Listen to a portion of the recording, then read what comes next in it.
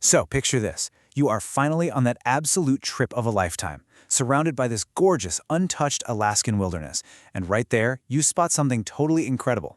A wild bear. Naturally, you pull out your phone, right? You're completely focused on getting that perfect video to show everyone back home. But what if I told you that one seemingly innocent little action could instantly land you in the middle of a massive legal nightmare? Well, welcome to The Explainer. Today we're unpacking some seriously strict regulations about how we interact with the most formidable wildlife out there. Specifically, we are diving into Alaska's bear harassment laws. Because honestly, the reality of these rules is something every single nature lover absolutely needs to know before they pack their bags. Which brings us to a crazy question. Could a single selfie actually cost you thousands of dollars? I mean, we live in an era where we document literally everything we do. We want the perfect photo, the ultimate memory, that jaw-dropping shot for social media. And it feels totally innocent. But here's the catch. When you're dealing with wild animals in highly regulated environments, that innocent desire clashes incredibly hard with harsh legal reality. Taking just a few steps too close to get that perfect framing, it isn't just a minor oops moment, it's a direct violation of the law that can trigger a total avalanche of financial and legal trouble. Because to really grasp these laws, you have to understand the environment we're talking about. We're talking about Alaska. This is not your local petting zoo. It's this vast, unforgiving landscape full of breathtaking mountains and these massive frozen glaciers. It is rugged, it is completely untamed, and most importantly, it is home to one of the largest populations of wild bears in the entire United States. This is their territory. It's an expansive wilderness where these apex predators are just living out their lives, totally indifferent to us being there. And that raw, unscripted landscape sets the stage for encounters that are very real and very unpredictable. In the scale of this, millions? That is the massive number of tourists who flock to Alaska every single year. And let's be real, a huge chunk of those millions are traveling up there specifically hoping to see these incredible animals up close. So you have this dramatic convergence, right? An absolutely massive influx of people, all armed with cameras, all with high expectations, pouring directly into the living room of a very large, very wild bear population. It is a recipe for some magical moments for sure, but it's also a recipe for profound danger if we don't respect some very strict boundaries. So with millions of cameras meeting wild bears, boundaries aren't just a good idea, they are absolutely required.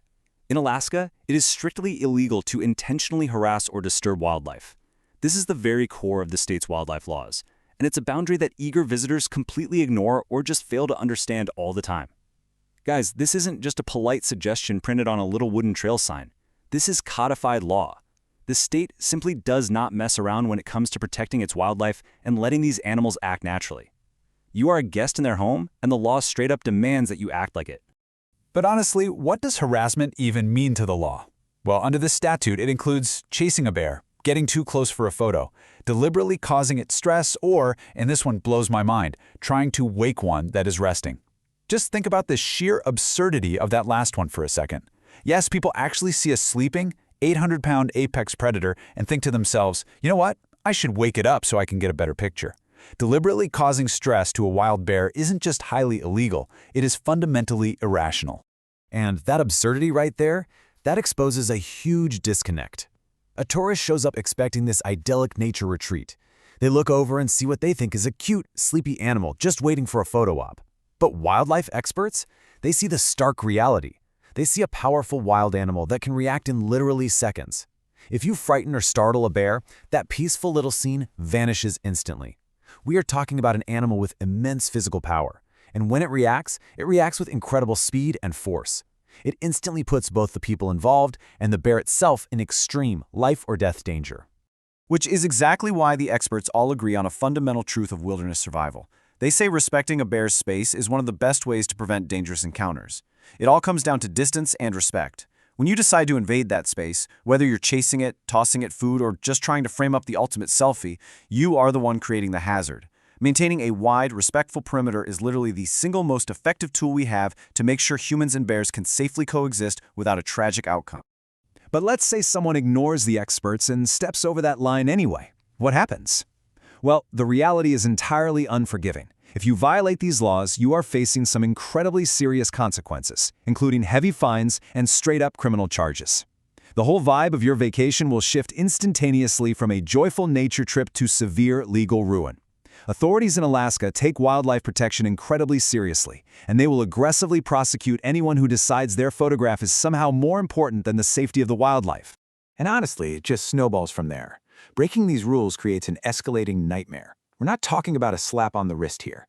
You are looking at heavy fines that can legally reach up to $10,000. That will drain your bank account real quick. You're looking at criminal charges, which can actually mean up to a year in jail and a permanent arrest record.